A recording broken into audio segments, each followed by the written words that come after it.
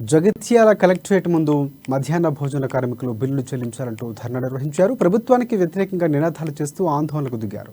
బిల్లులు రావటం లేదంటూ ఆవేదన వ్యక్తం చేశారు.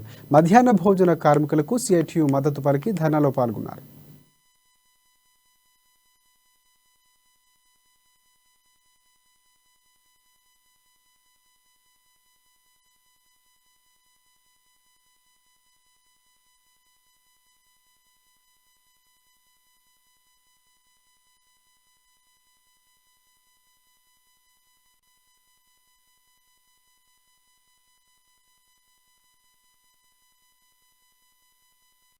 తెలంగాణ మధ్యాహ్న భోజన కార్మికులు ఈ రాష్ట్ర పిలుపులో భాగంగానే జరుగుతుంది. ఇది రాష్ట్ర వ్యాప్తంగా జరుగుతుంది. మధ్యాహ్న భోజన కార్మికులను కనీసము మనుషులుగా కూడా ఈ ప్రభుత్వం గుర్తించడం లేదని వాళ్ళు చాలా ఆవేదన వ్యక్తం చేస్తున్నారు.